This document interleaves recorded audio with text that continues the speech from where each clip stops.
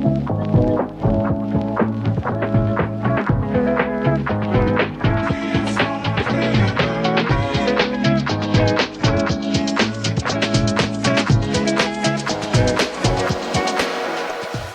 안녕하세요. 오라클 23 AI 신기능 세미나 시작하도록 하겠습니다. 네, 먼저 바쁜 시간 내주셔서 감사드리고요. 저는 현재 내 맘대로 긍정이라는 오라클 기술 블로그를 운영하고 있는 프리랜서 DB 박영민이라고 합니다. 반갑습니다.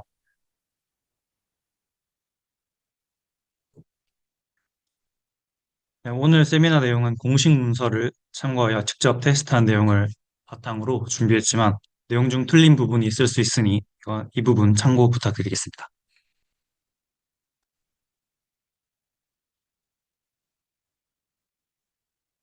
네, 오늘의 목차입니다. 일단 대목차이고요. 먼저 오라클 DBMS 23AI 소개와 그리고 주요 신기능 그리고 23AI 프리에 대한 소개하고 그리고 셀렉트 AI 소개까지 네, 진행하도록 하겠습니다. 네, 중간중간 기능과 함께 시연도 같이 진행 예정이니까요. 네, 확인해 주시면 감사하겠습니다. 네, 먼저 오라클 DBMS 23AI 소개입니다. 오라클 데이터베이스 23AI는 개발자, 생산성 및 미션 크리티컬 안정성의 중심을 둔 오라클 데이터베이스의 차세대 장기 지원 릴리즈입니다. 오라클 19시 이후에 최신 장기 지원 릴리즈이고요. 네, 그리고 AI에 중점을 두기 위해 버전명을 23AI에서 23C에서 23AI로 변경을 하였습니다. 네, 이번 릴리즈에서는 300개 이상의 신기능이 추가되었고 현재 정식 버전은 OCI나 엑셀레이터 환경에서만, 클라우드 환경에서만 사용할 수 있습니다. 그리고 온프레미스에서는 프리 버전만 사용이 가능한 상태입니다.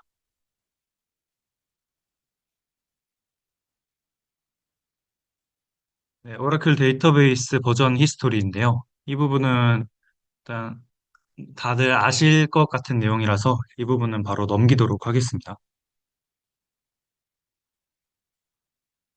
네, 오늘 소개드릴 오라클 23AI 주요 신기능 내용입니다. 디벨로퍼 롤, 스키마 어노테이션, SQL 도메인, 스테이징 테이블, 빅파일 테이블 스페이스 슈링크, SQL 트래킹 with 히스토리, 스키마 레벨 프리빌리지, 테이블 앤 파티션 액세스 트래킹, 유니파이드 메모리 매니지먼트, 오토매틱 PL SQL 트랜스파일러, 언레스티드 패러럴 DML과 다이렉트 로드, 그리고 락 프리 레저베이션, 프리오리티 트랜잭션, 그리고 나머지 기타 좀 작은 기능들을 좀 소개해드리는 마이너 뉴 피처 이렇게 준비를 해보았습니다. 네, 먼저 디벨로퍼 롤인데요. 이 기능은 개발자에게 필요한 데이터베이스 권한을 좀 간소화해서 제공하는 롤이고요. 보안을 유지하면서 개발 생산성이 향상될 수 있습니다. 이로 인해 DBA의 작업 부담이 감소되고요. 네. 롤 부여 및 회수 방법은 일반 정통적으로 롤 부여하는 것과 같이 그란트 명령과 리보크 명령으로 부여 및 회수가 가능합니다.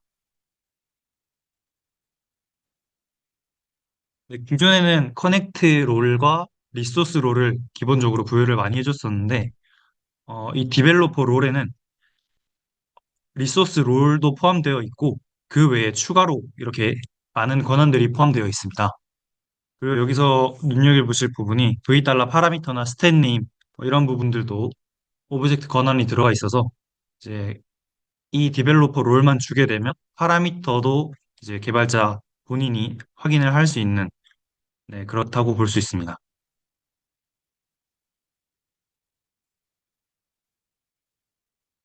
네, 다음 신기능은 어노테이션입니다. 테이블, 컬럼, 제약 조건 등 데이터베이스 객체에 상세한 주석을 추가하는 기능이고요. 주석은 딕셔너리 테이블에 저장되어서 효과적으로 메타데이터를 관리 가능합니다. 데이터베이스의 구조의 문서화, 간소화 및 팀 협업 개선에 도움이 되고요. 그리고 이름과 값은 자유형식 텍스트로 가능합니다. 네, 이 기능과 관련한 뷰는 DBA user all 언더바 annotations usage라는 뷰입니다. 네.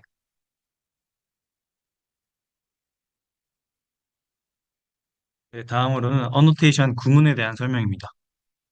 어노테이션은 문자열 리터럴로 최대 4,000자까지 표현할 수 있고요. 그리고 어노테이션 네임은 이 식별자로 주석 이름을 정의할 수 있는 건데요.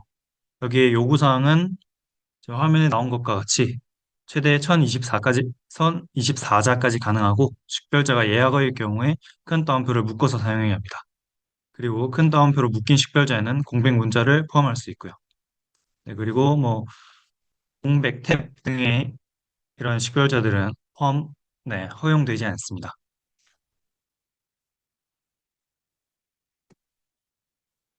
네, 기존에 코멘트라는 주석 기능이 있었는데 이 기능과 어떤 차이점이 있는지 좀 궁금하실 수 있는데요. 어노테이션과 코멘트의 주요 점을 설명드리겠습니다. 먼저 사용 범위가 다른데요. 코멘트는 테이블과 컬럼에만 적용이 되지만 어노테이션은 더 광범위한 오브젝트에 적용이 가능합니다. 그리고 기존 주석 덮어쓰기. 코멘트는 새로운 주석이 추가되면 기존 주석을 덮어쓰게 됩니다. 하지만 어노테이션은 여러 주석을 동시에 관리할 수 있습니다. 확장성, 어노테이션은 여러 메타데이터를 한 번에 추가할 수 있어서 조금 더 유연하게 사용할 수 있습니다. 어노테이션 사용 가능한 오브젝트 유형은 네, 오른쪽 그림과 같습니다. 테이블과 테이블 컬럼 뷰, 그리고 뷰 컬럼, 그리고 머터라이즈 뷰와 머터라이즈 뷰 컬럼, 그리고 인덱스, 그리고 도메인과 멀티 도메인 컬럼 등이 사용 가능한 오브젝트 유형입니다.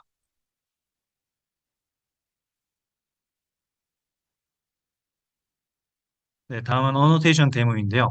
먼저 이 화면과 같이 EMP 테이블에 어노테이션을 추가하는 예제입니다. EMP 테이블의 목적은 사원 관리용이고 데이터 민감성은 기밀이라는 것을 이렇게 주석으로 표시해 줍니다. 구문은 alter 테이블, 테이블명, annotations, 그리고 add하고 이렇게 annotation 이름, 그리고 설명 네, 이런 식으로 추가를 해주면 되고요. 이거는 테이블에 대한 annotation이고요. 그리고 아래는 특정 컬럼에 대한 annotation을 추가하는 내용입니다. 셀 컬럼의 목적이 이제 직원 급여이고 그 통화는 USD라는 것을 이렇게 주석으로 표시를 해줍니다. 그리고 값이 필요 없는 어노테이션의 경우에 이렇게 UI 히든 이런 식으로 숨겨줄 수도 있고요. 네. 그 추가한 어노테이션을 유저 언더바 어노테이션 언더바 유저이즈라는 뷰에서 이렇게 확인하실 수 있고요. 지금 보시는 바와 같이 이렇게 어노테이션 이름 그리고 값을 이렇게 같이 확인하실 수 있습니다. 컬럼 네임이 공백인 부분은 테이블에 대한 어노테이션이라고 보시면 되고요. 컬럼에 대한 어노테이션은 이렇게 컬럼 네임이 다 들어있기 때문에 쉽게 확인하실 수 있습니다.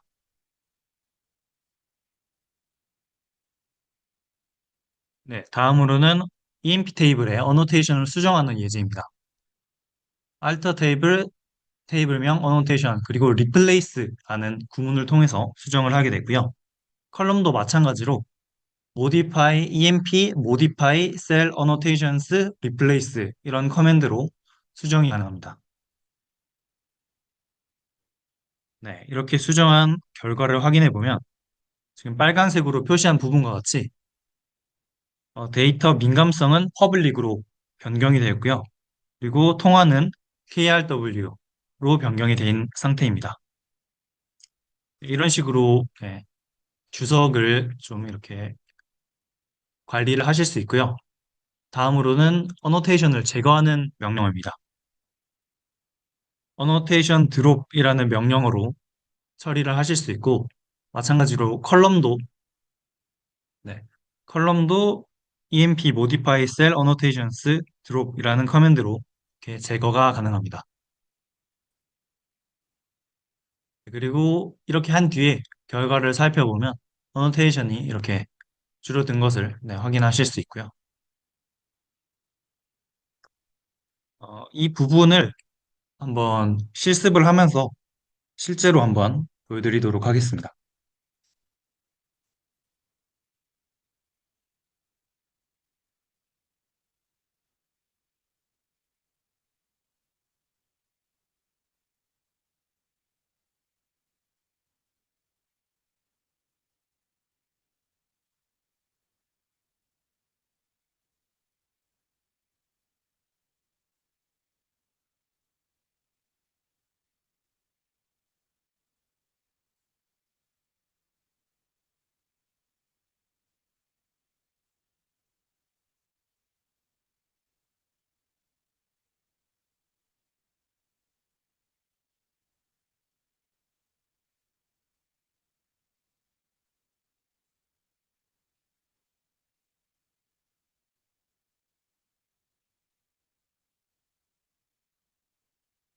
네, 먼저 현재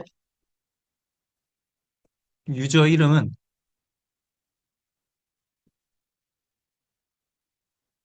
임시라는 유저로 들어와 있고요. 그리고 이 유저에 EMP라는 테이블이 현재 존재하는 상태입니다.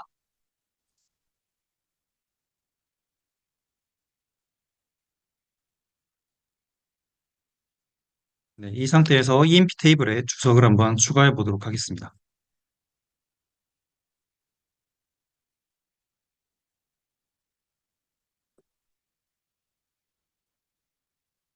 네, 현재 EMP 테이블에 대해서 주석을 추가한 상태고요.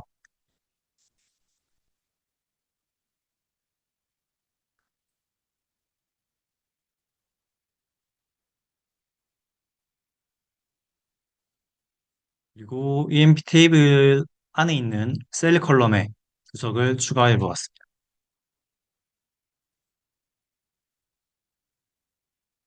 네, 그리고 이 상태에서 주석을 확인해 보면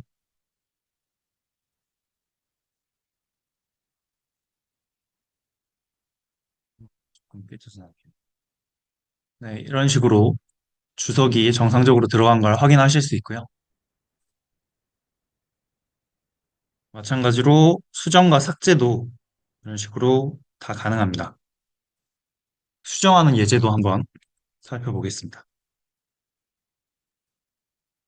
네, 현재 여기 데이터의 민감성은 여기 기밀로 되어 있고 통화는 USD로 되어 있는 상태입니다. 이 상태에서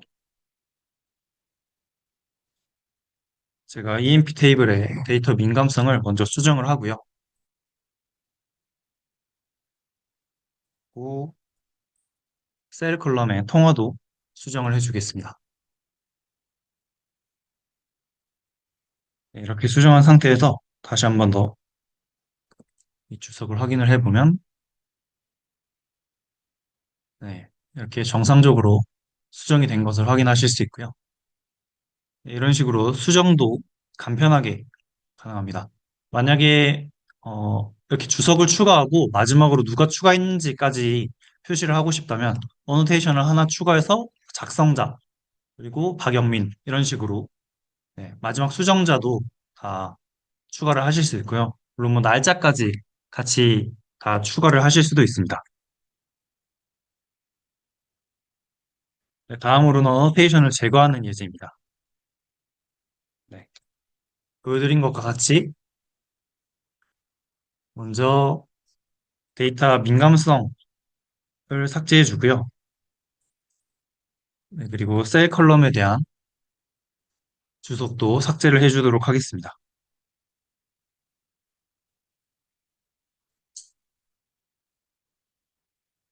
그리고 다시 한번 확인을 해보면 이렇게 데이터 민감성과 셀 컬럼에 대한 통화 주석이 삭제된 것을 확인하실 수 있습니다.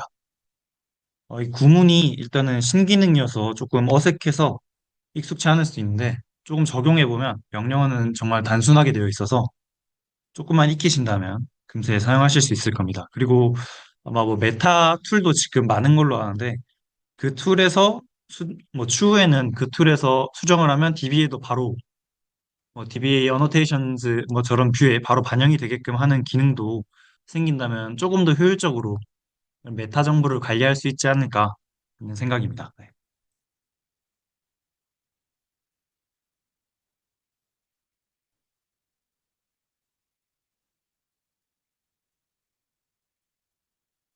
네, 그리고 다음으로 이제 다음 신기능 보여드리도록 하겠습니다.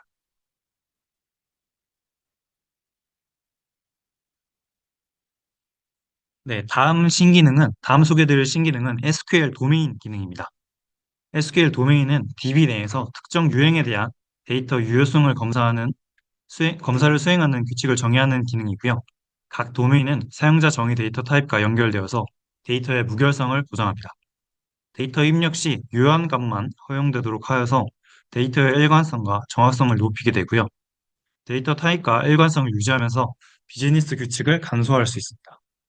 신용카드 번호나 이메일 주소와 같은 공통 데이터 형식에 대한 일관성을 보장할 수 있고 이로 인해서 대규모 시스템에서 데이터 관리 효율성을 크게 향상시킬 수 있습니다. 관련된 뷰로는 DBA 유저 올 언더바 도메인스 그리고 언더바 도메인 콜스 그리고 언더바 도메인 컨스트레인츠 이렇게 세 가지 뷰가 있고요. 네, 다음으로 넘어가겠습니다. 네, SQL 도메인에 대한 구문입니다. 어, 도메인 as 타입은 도메인의 데이터 타입을 정의하는 거고 스트릭트는 엄격한 데이터 타입 체크를 할 때 사용하는 구문입니다. 이거는 선택적인 구문이어서 사용하지 않아도 되는 거고요. 이 구문을 적용했을 때는 만약에 컬럼이 넘버 10이라는 타입을 가지고 있을 때 넘버 11이라는 도메인을 지정을 불가합니다. 그래서 조금 더 엄격하게 체크를 한 거고요. 그 디폴트 값이 있을 때 기본 값을 지정하는 기능들이고요. 다른 설명들은 한번 쭉 읽어보시면 될 것 같습니다.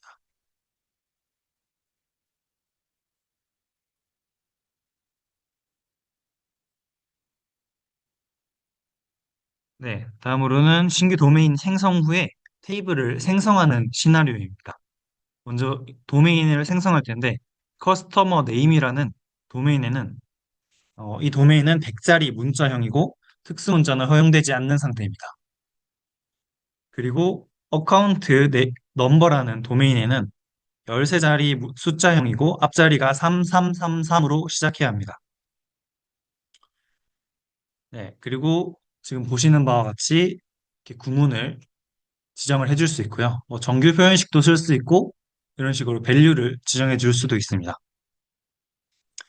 그리고 이 생성한 도메인을 이용해서 테이블을 생성할 수 있고요.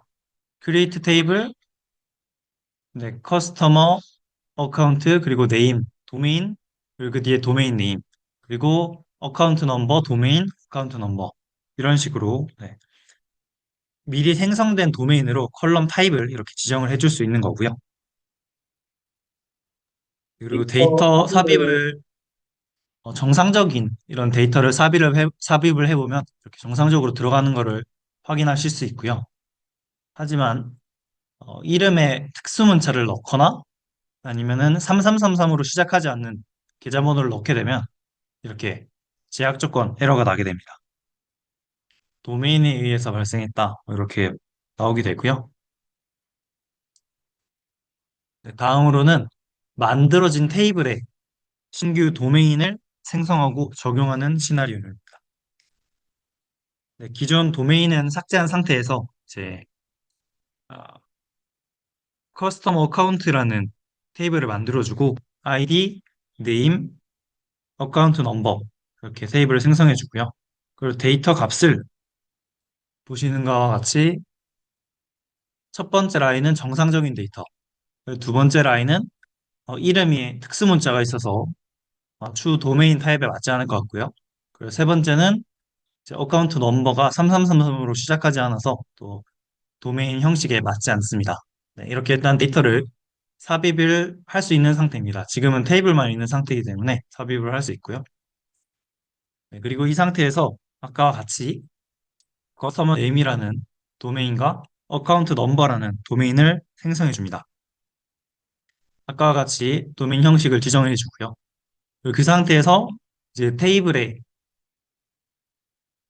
특정 컬럼에 대해서 도메인을 지정을 해 줬을 때 도메인에 맞지 않는 값들이 테이블에 존재하고 있기 때문에 그 도메인이 지정이 되지 않고 에러가 발생하는 모습을 확인하실 수 있고요.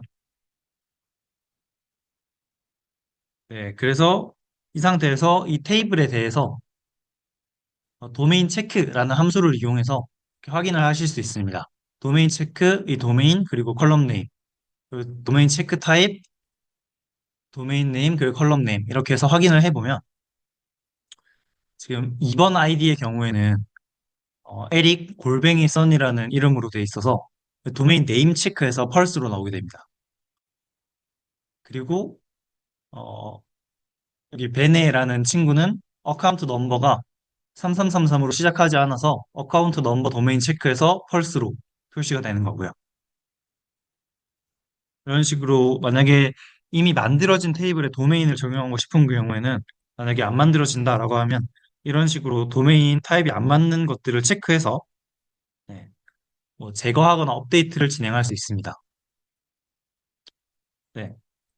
지금 여기 예제에서도 L이라는 친구의 이름에서도 특수 문자를 제거해주고 그리고 3번은 아예 제거를 해버렸습니다. 네, 이런 식으로 데이터를 깔끔하게 정리를 해준 다음에 다시 도메인을 적용하면 정상적으로 적용이 되는 것을 확인하실 수 있고요. 네, 그리고 이제 그 이후에 다시 한 번 더 체크를 해보면 모두 정상인 값들만 있어서 true로 되어 있는 것을 확인하실 수 있습니다.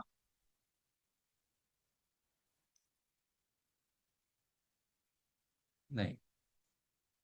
이 부분도 한번 실습을 간단하게 보고 넘어가도록 하겠습니다.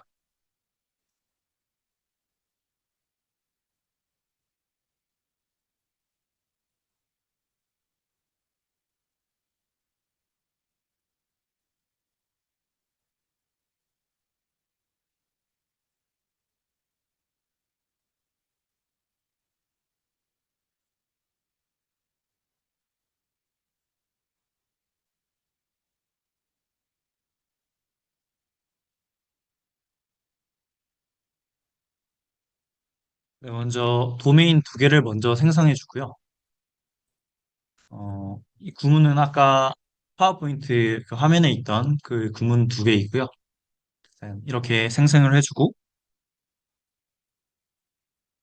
이 도메인을 이용해 테이블을 생성해 줍니다. 보시는 바와 같이 컬럼 네임, 도메인, 그리고 도메인 네임, 컬럼 네임, 도메인, 그리고 도메인 네임 이런 식으로 테이블 생성이 가능하고요. 그리고 이 상태에서 저희 SQL 플러스를 쓰시면 DSC라는 구문을 사용하실 수 있는데요. 여기서 확인을 해보면 캐릭터 타입도 나오고 그리고 이 도메인 명까지 DSC에 같이 포함이 됩니다. 네, 이렇게 확인을 하실 수 있고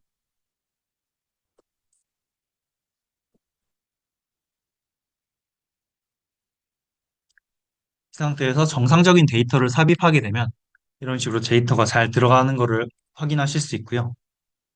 하지만 정상적이지 않은 데이터를 삽입을 하게 되면 이렇게 에러가 하는 것을 확인하실 수 있습니다. 만들어진 테이블에 신규 도메인을 생성하는 경우도 제가 예제는 준비해 놨는데 지금 시간 관계상 이 부분을 일단 넘어가도록 하겠습니다.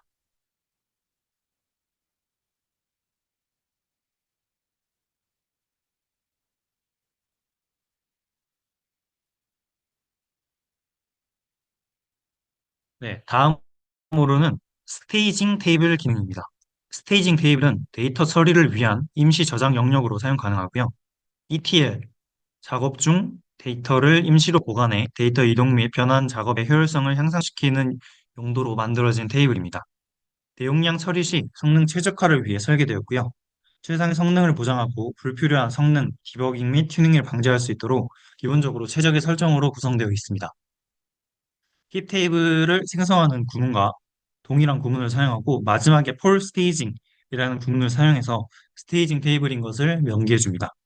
관련된 뷰로는 DB 언더바 테이블스의 스테이징 컬럼입니다.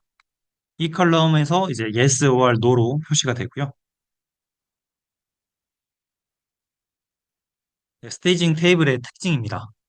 먼저 일단 압축이 명시적으로 꺼져 있고 테이블 및 파티션, 서브 파티션에 대한 향후 데이터 로드 시 압축이 허용되지 않습니다. 그리고 기존 테이블을 스테이징 테이블로 변경해도 기존 데이터에는 영향이 없고 향후 데이터 로드에만 영향이 있습니다. 알타 테이블을 사용하여 스테이징 테이블 그리고 파티션, 서브 파티션 향후 데이터 로드의 기본 속성을 변경할 수 없고요. 그리고 무브나 컴프레스하는 파티션 유지 보수 작업을 수행할 수 없습니다. 스테이징 테이블은 파티션화 할 수도 없고 파티션에 대한 압축도 네, 동일하게 할 수 없습니다. 파티션 테이블에 대한 이 스테이징 테이블에 대한 쿼리에는 동적 샘플링이 사용되고요. 그래서 이 테이블에 대해서는 통계를 수집할 수도 없습니다. 그리고 스테이징 테이블을 삭제하게 되면 리사이클 빈 설정과 상관없이 즉시 삭제가 됩니다. 네, 유저 올 DB 테이블스 뷰에 스테이징이라는 새로운 컬럼이 추가되어서 스테이징 테이블 구분이 가능합니다. 네, 테이블을 생성하는 구문이고요. create 테이블, 컬럼, 그리고 제일 뒤에 for staging, 파티션 테이블도 동일하게 제일 뒷부분에 for staging이라는 구문을 사용해주면 됩니다.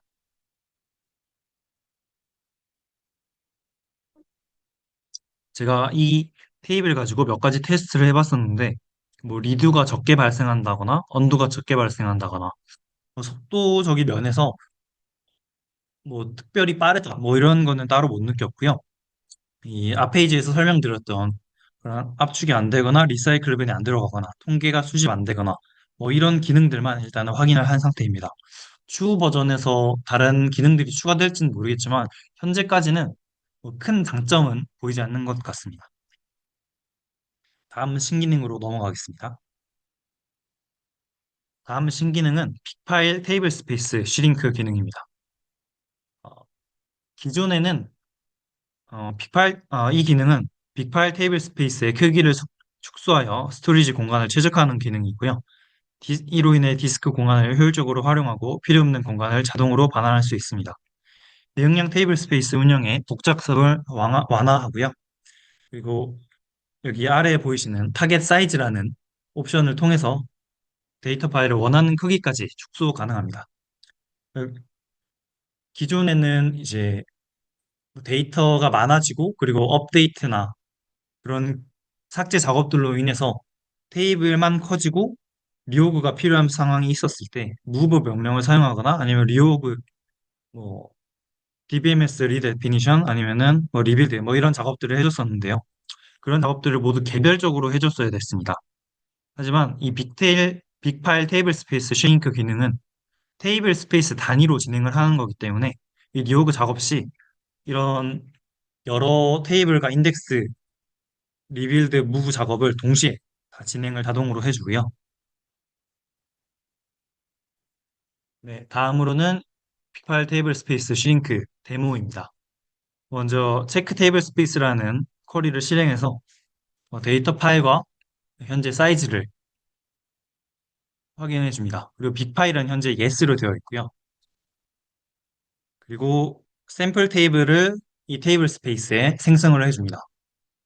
먼저 샘플 T1이라는 테이블을 제가 먼저 생성을 해 놓은 상태이고요. 이 테이블을 가지고 샘플 테이블 또 다른 2, 3, 4를 이렇게 생성을 해줍니다. 그리고 이 상태에서 데이터의 80%를 삭제하는 구문을 각각 실행을 해줍니다. 네, 이렇게 실행을 한 뒤에 제 DBMS 스페이스 슈링크 테이블 스페이스라는 구문을 이용해서 테이블 스페이스 이름 그리고 아날라이즈를 먼저 수행을 해줍니다. 그렇게 하면 아날라이즈 리절트가 이렇게 나오게 되는데요. 뭐 무브 가능한 오브젝트는 3개가 있고 사이즈는 이렇게 된 뭐 2.72기가라고 나오고 오리지널 데이터 파일 사이즈가 10기가인데 5.18기가까지 내릴 수 있다. 뭐 이런 식으로 결과가 나오게 되고요. 하지만 이 결과는 완전 정확한 건 아니고 실제 돌려보면 어, 타겟 사이즈가 조금 더 다를 수도 있습니다. 그래서 타겟 사이즈를 특정 사이즈만큼 정해놓고 싶다라고 하시면 저 프로시저에서 타겟 사이즈라는 그 옵션을 사용해서 특정 사이즈까지만 줄이겠다라는 걸 명시를 해줘야 되고요. 안 그러면 가능한 최대한 많이 하는 것으로 보입니다. 네, 그리고 실제 빅파일 테이블 스페이스 시링크 이 프로시저를 실행하게 되면 시링크 리절트가 이렇게 표시가 되고요. 최종 뉴 데이터 파일 사이즈가 10기가에서 2.21기가로 줄어든 것을 확인하실 수 있습니다. 네, 그리고 테이블 스페이스 이 데이터 파일 크기를 확인해 보면 2.21기가로 줄어든 것을 확인하실 수 있고요.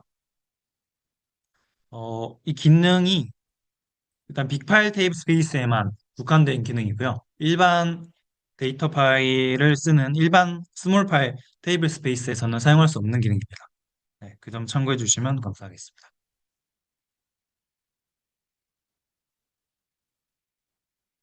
네, 다음 소개드릴 신기능은 SQL 트래킹 기능입니다.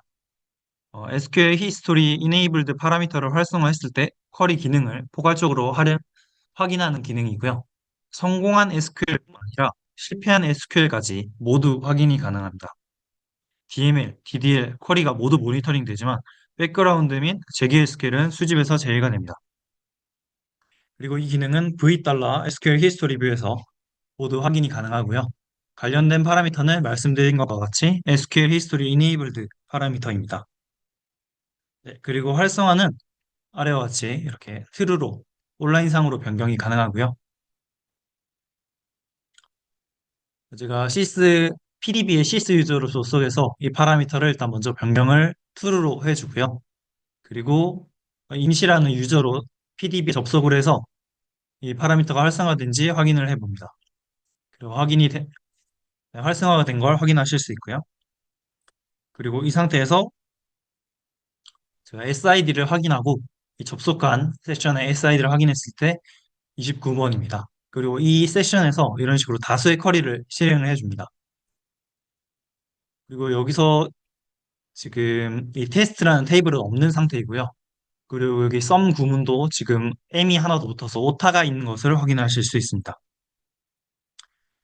네, 이렇게 쿼리를 실행한 상태에서 이제 V 달러 SQL 언더바 히스토리 뷰를 확인을 하게 되면 여기 보시는 것과 같이 성공한 SQL, 여긴 실패한 SQL, 성공한 SQL, 성공한 SQL, 성공한 SQL, 실패한 SQL, 그리고 실패한 SQL의 경우에 여기 에러 넘버까지 나오는 것을 확인하실 수 있고요. 여기 SQL이 수행이 되지 못했기 때문에 SQL execute start 이 시간은 여기 널 값으로 나와 있게 됩니다. 네. 일반적으로 이제 저희가 V 달러 SQL에는 성공한 SQL들만 있기 때문에 이렇게 실패한 SQL들은 확인을 할 수가 없는데 이 기능을 사용을 하게 되면 실패한 SQL까지 이렇게 확인을 하실 수 있습니다. 이 기능도 한번 데모로 한번 보도록 하겠습니다.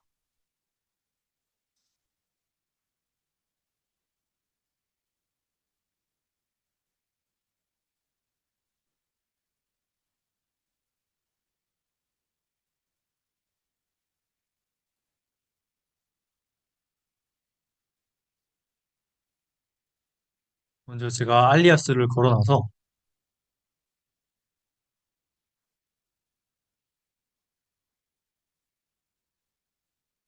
네, 지금 현재 시스라는 유저로 PDB에 접속을 한 상태이고요.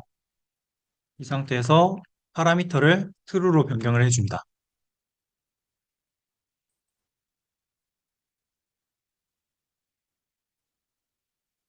그리고 이 상태에서 임시라는 미리 만들어둔 유저로 접속을 하고요. 네, 그리고 이 상태에서 파라미터를 확인해 보면 정상적으로 파라미터가 적용된 것을 확인하실 수 있습니다. 자, 이 상태에서 제가 이 세션의 SID를 확인해 보면 402번인 것을 확인하실 수 있고요. 일단 이 부분은 제가 메모를 잠깐 해두도록 하겠습니다.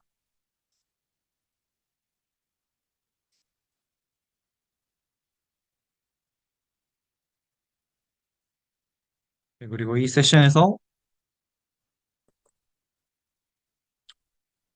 제가 지금 현재 날짜를 확인하는 쿼리를 수행하고요.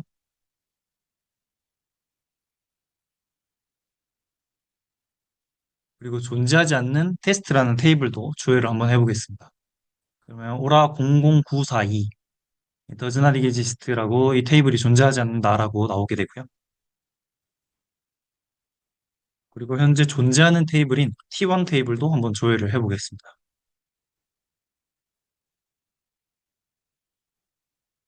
그리고 테이블을 뭐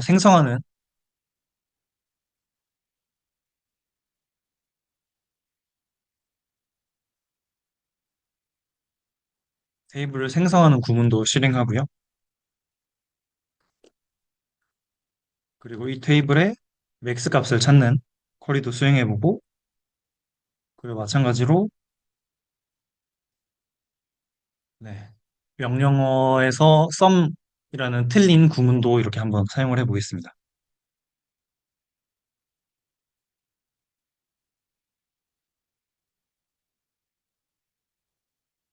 네, 그리고 이렇게 SQL들을 수행하고 이제 다른 세션에서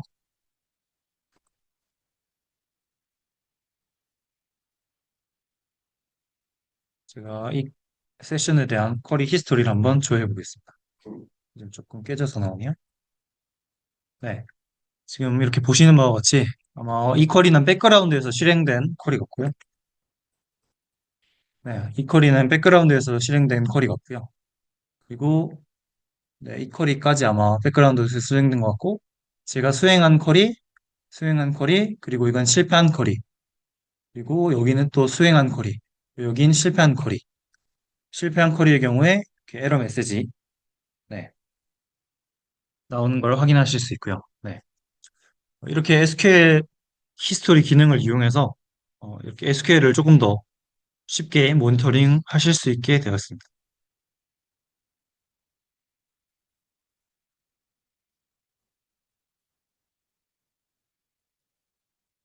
네. 다음으로는 스키마 레벨 프리빌리지 신기능인데요. 이 기능은 스키마 전체에 대한 권한을 부여하는 기능으로 특정 사용자가 해당 스키마의 모든 객체에 접근 가능하게 한 겁니다. 개별 객체 단위별로 권한을 부여할 필요 없이 스키마 단위로 관리가 가능하고요. 데이터베이스 관리자가 간단하게 권한을 관리하고 보안 정책을 설정할 수 있도록 지원을 해주는 기능입니다. 이렇게 해서 팀 협업 시 권한 설정이 용이해지고 필요한 접근 권한을 쉽게 부여할 수 있습니다. 관련 권한은 Grant Any Schema, Grant Any Privilege라는 기능입니다. 네, 데모입니다. 23AI 이전 버전에서는 이 A 유저에 EMP123이라는 여러 테이블이 존재하는 경우에 B 유저에게 권한 부여가 필요할 때 전체 테이블에 대한 권한, 일기 권한을 이렇게 Select Any 테이블로 부여를 하거나 또는 여러 테이블에 대해서 각각 권한을 이렇게 부여를 해줘야 됩니다. 그래서 테이블이 많은 경우에 이 구문이 되게 길어질 수 있는 거고요. 그래서 이런 권한들을 미리 뭐 롤로 만들어서 부여를 하는 사이트도 있는 걸로 알고 있습니다. 하지만 23AI 버전에서는 이렇게 스키마 단위로 권한을 부여할 수 있기 때문에 Select any table on schema A to B 이렇게 주게 되면 A 유저에 대한 테이블들을 B 유저가 모두 읽을 수 있게 되는 거고요. 네, 이렇게 조금 더 쉽게 권한을 관리할 수 있게 되었습니다. 네, 다음으로는 유니파이드 메모리 매니지먼트 기능입니다. 이 기능은 SGA와 PGA 메모리를 통합적으로 처리하는 기능이고요. 메모리 자원을 동적으로 조정하여 워크로드에 최적의 성능을 제공합니다. 자동으로 메모리를 관리하여 수동 설정의 복잡성을 줄이게 되고요.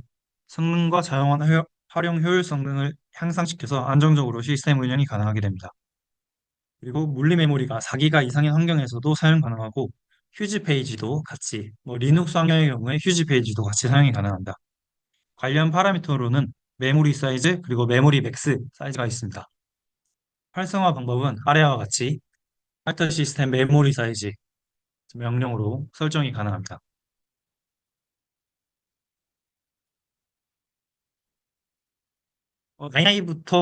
나인아이에는 일단 기본적으로 메모리를 수동으로 관리했고요. SJ와 PJ 모두 수동으로 관리를 했습니다. 그리고 10G는 ASMM이라는 기능이 나오게 되어서 SJ를 자동으로 관리하고 PJ는 수동으로 관리를 하게 되었고요. 그리고 11G에서는 AMM이라는 기능이 나와서 PJ와 SJ를 동시에 자동으로 관리하는 기능이 나오게 되었습니다.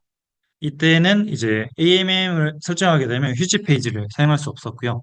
하지만 23 AI 버전에 나온 UMM이라는 기능은 SJ와 PJ를 모두 자동으로 관리하면서 휴지 페이지까지 사용이 가능한 기능입니다. 네, 이 기능에 대한 데모는 따로 존재하지 않고요. 그 다음 신기능으로 넘어가도록 하겠습니다. 네, 테이블과 파티션, 액세스 트래킹에 대한 기능, 또 신기능인데요. 테이블 및 파티션에 대한 접근을 추적해서 데이터 사용 패턴을 분석하는 기능입니다. 테이블 및 파티션 랩에서 액세스 기록을 간편하게 관리할 수 있고요. 그리고 이로 인해서 데이터베이스 성능 및 보안 모니터링에 유용하게 사용할 수 있습니다. 그리고 이 기능은 인스턴스 기동 이후에 데이터가 기록되기 때문에 재기동 시 기록이 초기화됩니다. 관련된 뷰로는 V 달러 테이블 액세스 스탯 그리고 DB 테이블 액세스 스탯 이 뷰가 있습니다. 네, 데모인데요. 먼저 EMP 테이블을 조회를 하고 V 달러 액세스 테이블 액세스 스태츠 이 뷰를 조회하게 되면 리드 카운트가 증가한 것을 확인하실 수 있습니다. 이 부분도 간략하게 제가 데모를 조금 보여드리자면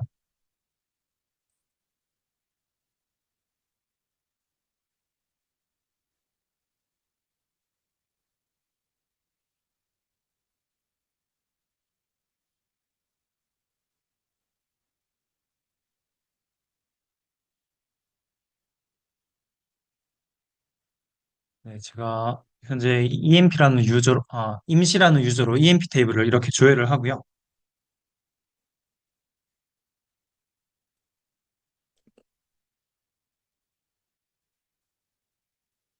그리고 이 V달러 테이블 스태츠 뷰에서 확인을 해보면 네, 이렇게 테이블 리드 카운트를 확인하실 수 있습니다. 제가 이전에도 조회를 많이 했기 때문에 이런 식으로 리드 카운트가 30인 것을 확인하실 수 있고요. 라스트 여기 액세스드 타임도 이렇게 나오게 되는데 이거는 이제 테이블을 업데이트하거나 수정했을 때 변경되는 것 같더라고요. 만약에 EMP 테이블을 이렇게 여러 번 제가 더 수행을 하게 되면 이 뷰를 봤을 때 이렇게 리드 카운트가 증가하는 것을 확인하실 수 있습니다.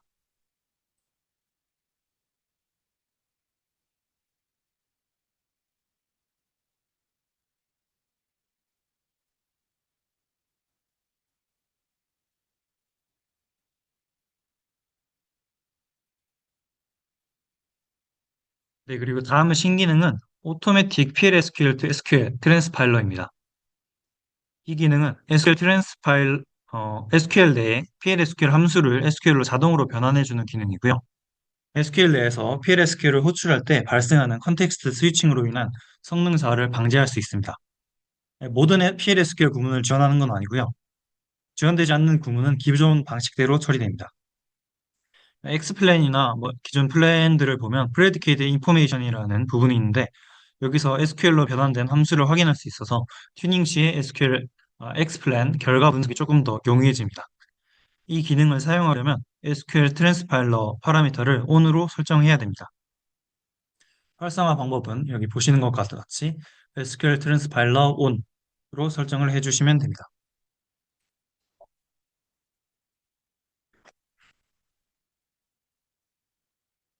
네, 그리고 이 기능이 지원되는 구문과 지원되지 않는 구문인데요.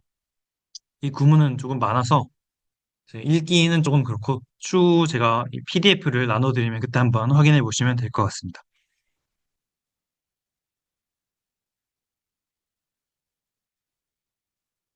네, SQL 트랜스파일러 데모입니다. 먼저 입력 값을 제곱해서 출력하는 함수를 생성합니다. 그리고 제곱값이 300만이 넘는 샘플 쿼리를 하나 수행을 해주고요. 300만이 넘는 로우를 찾는 샘플 쿼리를 하나 수행해주고 여기에는 getPlan statistics 힌트와 테스트 1이라는 주석도 같이 달아서 실행을 해줍니다. 그리고 그 이후에 SQL 트랜스파일러 파라미터를 on으로 변경을 해주고 그리고 300만이 넘는 로우를 찾는 샘플 거리를 한 번 더 수행을 해줍니다. 여기에서는 테스트 2라는 주석을 사용했고요.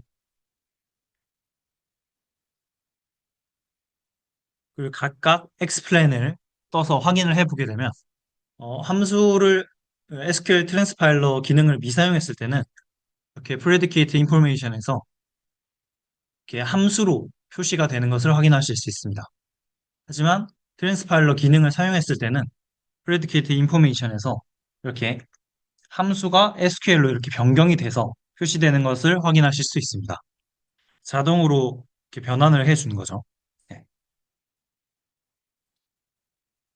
네, 이 기능도 간략하게 실제로 한번 시연을 해보고 넘어가도록 하겠습니다.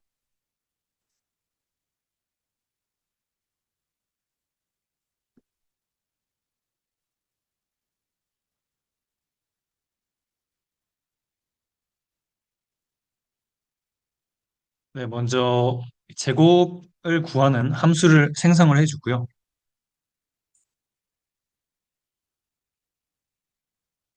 그리고 300만이 넘는 이 제곱값이 300만이 넘는 로우를 찾는 쿼리를 실행해 줍니다. 네, 그리고 이 상태에서 X플랜을 확인을 하게 되면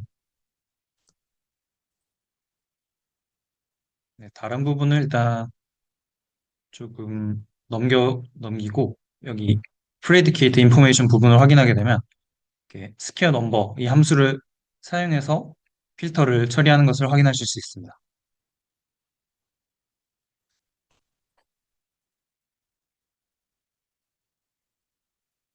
하지만 SQL 트랜스파일러 기능을 on으로 변경한 뒤에 네, 다시 한번 동일한 쿼리를 주석만 하나 바꿔서 실행을 하게 되면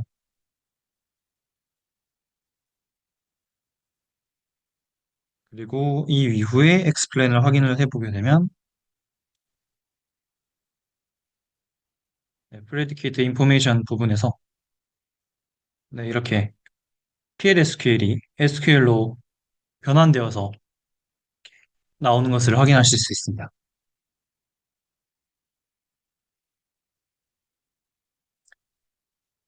SQL이 단건으로 실행되는 거는 크게 영향이 없을 수 있는데 이제 여러 건 많이 실행되거나 또 되게 많이 수행되는 그런 상황에서는 이 트랜스파일러 기능이 되게 유용할 것으로 보이고요.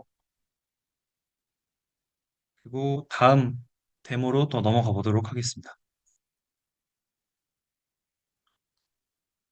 네, 다음 신기능은 Unrestricted Parallel DML and Direct Load 기능입니다. 병렬 DML 작업 및 다이렉트 로드에 대한 일부 제약이 해제가 되었는데요. 기존에는 동일 트랜잭션 내에서 병렬 DML 또는 다이렉트 로드 작업 실행된 테이블에 대해서 후속 컬이나 DML 작업이 제한되었습니다. 하지만 23AI 버전부터는 병렬 DML과 함께 쿼리, 즉 병렬 DML 그리고 어펜드 등 작업을 동일 트랜잭션 내에서 자유롭게 조합하여 실행 가능합니다. 이로 인해서 데이터 적재 및 분석 속도가 빨라지고 병렬 실행 및 데이터 다이렉트 로드의 장점을 최대한 활용할 수 있습니다. 관련 파라미터는 SQL 언더바 트랜스파일러로 잘못 적혀 있는데 이 부분은 아니고요. 네. 이 부분은 히든 파라미터인데 뭐 온라인 뭐 히든 파라미터에서 이 부분은 제가 수정해서 배포를 하도록 하겠습니다. 제약 사항으로는 대상 테이블이 힙 구조 테이블이어야 하고요. 그리고 대상 테이블이 오토 세그먼트 스페이스 매니지먼트 ASMM과 오토 올로케이트 옵션을 사용해서 생성된 테이블 스페이스에 존재해야 되고요. 그리고 컴퍼티빌 파라미터가 23 이상으로 설정되어 있어야 합니다. 네. 그리고 데모입니다. 19C와 23AI에서 테스트를 했는데요. 먼저 19C와 23AI 버전 모두에서 샘플 테이블인 EMP2라는 테이블을 생성을 해줍니다. 네, 그리고 패러럴 DML 기능을 활성화해주고요. 그리고 이렇게 EMP2라는 테이블에 패러럴로 인설트를 해주는 쿼리를 시행을 합니다.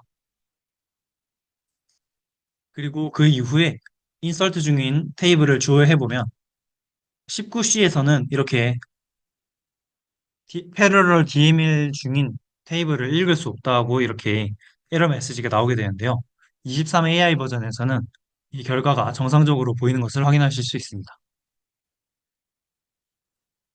네, 마찬가지로 패러럴 DML을 한 번 더 수행하려고 해도 이렇게 에러 메시지가 오라 12838 에러 메시지가 발생하게 되고요. 하지만 23AI 버전에서는 이렇게 인설트가 정상적으로 되는 것을 확인하실 수 있습니다. 네, 그리고 어펜드 인설트를 이제 이 이후에 또 실행하게 되어도 23AI 버전에서는 정상적으로 실행이 되고 뭐 다른 패러럴 DML들도 다 정상적으로 실행이 됩니다. 이 부분도 지금 제가 19C 버전과 같이 데모를 한번 보여드리도록 하겠습니다.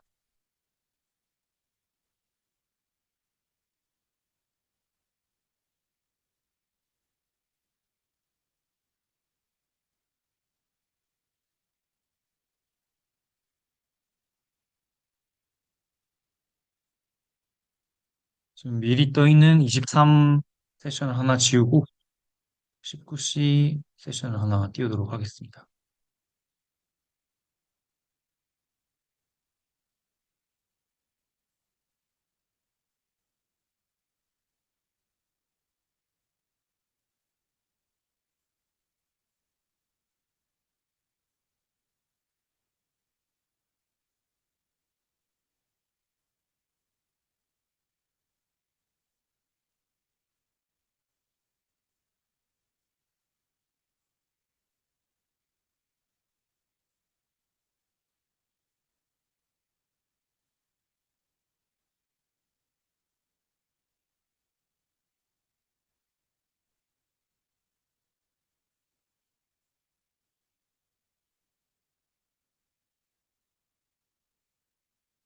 먼저 19C와 23AI 버전 모두 EMP2라는 테이블을 생성을 해줍니다. 네, 기존 테이블이 없었기 때문에 일단 에러가 발생하고 EMP2 테이블이 정상적으로 생성이 되었고요. 그리고 이 상태에서 패러럴 DML을 활성화해 줍니다.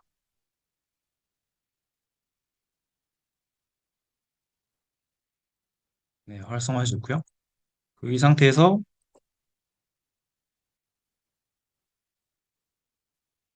인설트를 패러럴 힌트를 사용해서 EMP2 테이블에 삽입을 해줍니다.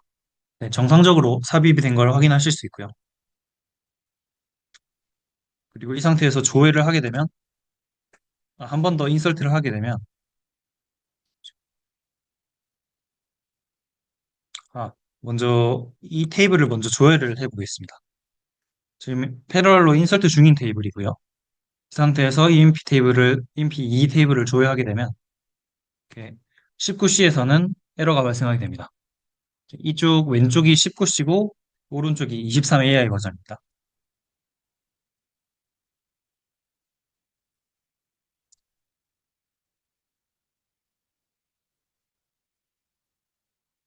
네, 그리고 이 상태에서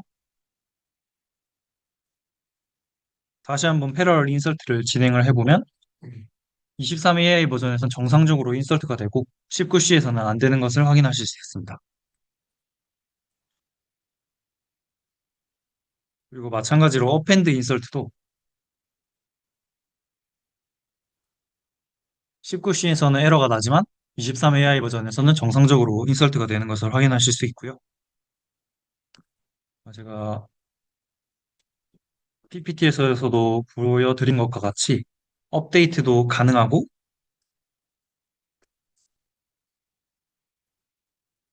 딜리트도 모두 가능합니다. 하지만 19C에서는 다 지원되지 않는 기능이고요.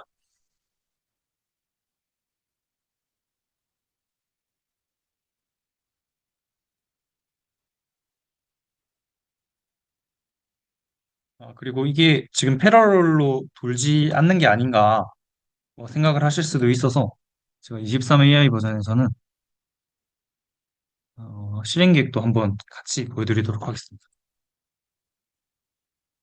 오토 트레이스라는 기능을 온 해주고요. 딜리트 부분을 한번 더 실행해 보겠습니다.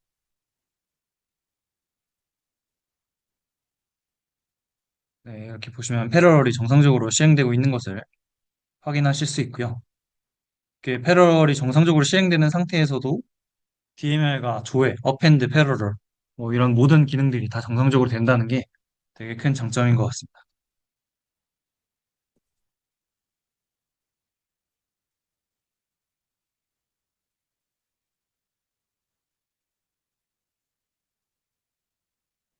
네, 일단 이렇게 이 데모 시연은 마치고요.